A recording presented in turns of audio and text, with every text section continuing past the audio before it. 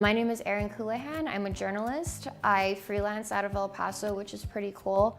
I got my start right here at The City magazine. I helped Shelly from day one when we used to share a desk together. And that really piqued my interest in journalism. I have a Bachelor's of American and English Literature from UTEP. And once I started working with Shelly, I really thought, wow, this is something I want to be a part of.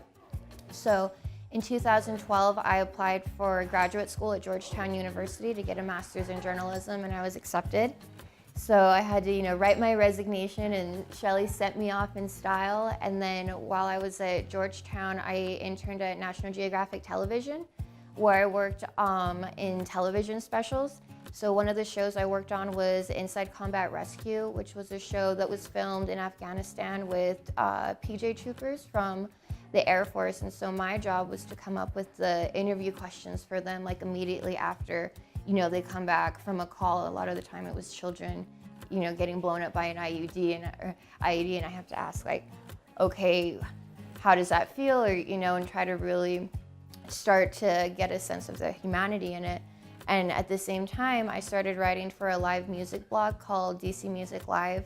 So I was attending 4 to 5 shows a week, doing interviews, features, and just really getting deep into the music scene in Washington, D.C. That worked out for me pretty nicely because in May of 2013, I got hired by Rolling Stone to be their lead news writer, which was really great because I had come home for this summer because I couldn't find a summer job.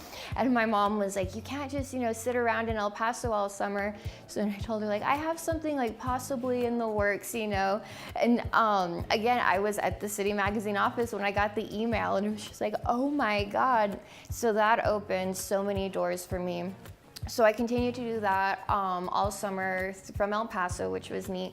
And then I went back to the East Coast to finish school, and I was the lead news writer for Rolling Stone for about 6 months, and then I started to get more interested in reporting on social justice and women's issues.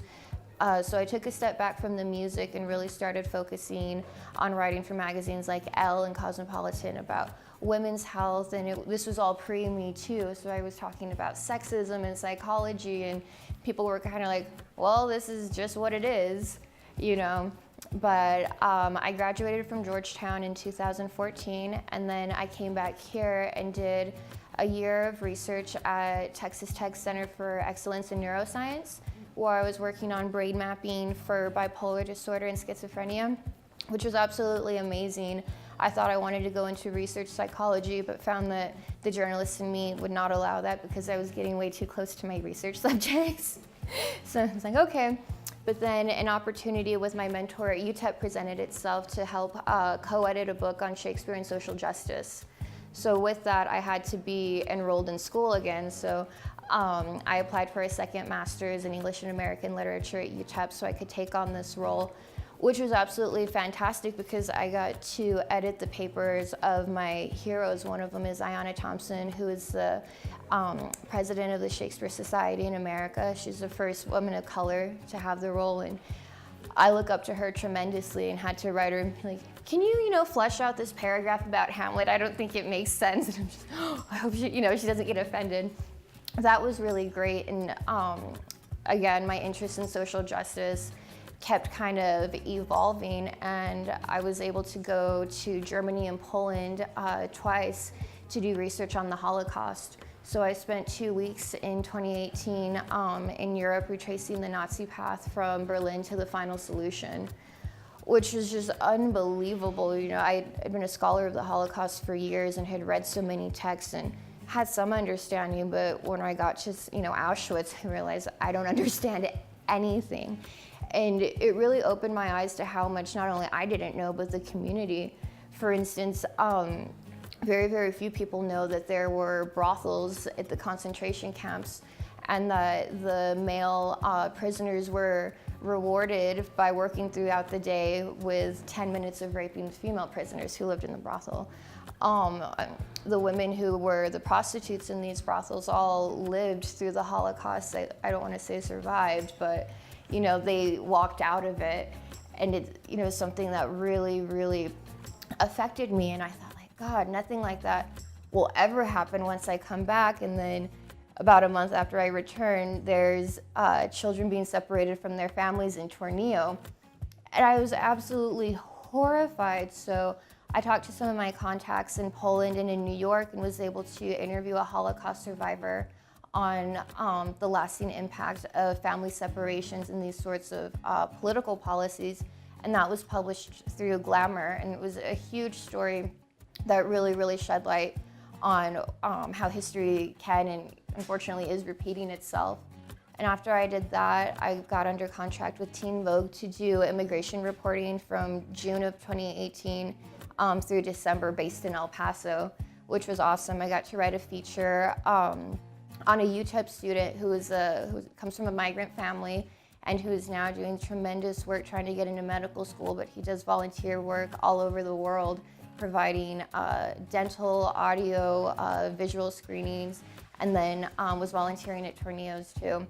So things like that I think are just so exciting and so motivating, and I'm in a very, very lucky position to be able to do these sorts of things and tell these stories. And in July, I got an invitation to present a case study I was working on about hip hop and immigration in El Paso at a conference in Bayonne in France, which is the south of France, and it's another border town on the border of France and Spain. I'm like, yeah, like absolutely.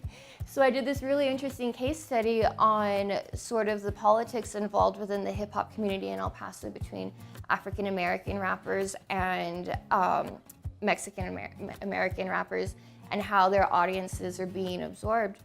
And so what I also did was I interviewed students from the camp program at UTEP, which is a college assistance migrant program, on what type of music they're listening to. And for them, they were all listening to hip hop, and they didn't make any sorts of distinctions between what, like, oh, I only like, this race or, one or the other. They just like hip hop because it talks about issues that are relevant to them. So I got to go to the south of France for a week, and they put me up and we went to the beach every day, but I was surrounded by this really impressive group of scholars from Burundi, from Italy, from Iran, from Austria, all over the world, all to talk about music and immigration. And they were all very, very interested in what El Paso is doing. And they chose UTEP graduate students over students from Columbia and Chicago University because they think that we do have our finger on the pulse of what's going on in terms of immigration and xenophobia. So that's what I've been working on. What's good about being in El Paso is that I know the community. So not only do I have excellent sources and excellent, angles that I can navigate between, but I'm really able to demonstrate that for an international audience of readers, which is fantastic. When things started going on with the border wall and immigration, we had editors and writers from the New Yorker, from GQ, from all over the world in El Paso and other border areas. And I'm kind of like, hey, I'm here, let's talk to a regional expert. I grew up here, and it's nice to be able to put context that I don't think other outlets have because they're so geographically distanced and they don't understand the community.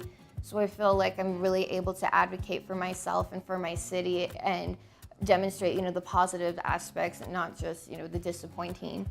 What excites me about El Paso is how different and excited other cities and other people are finally starting to be.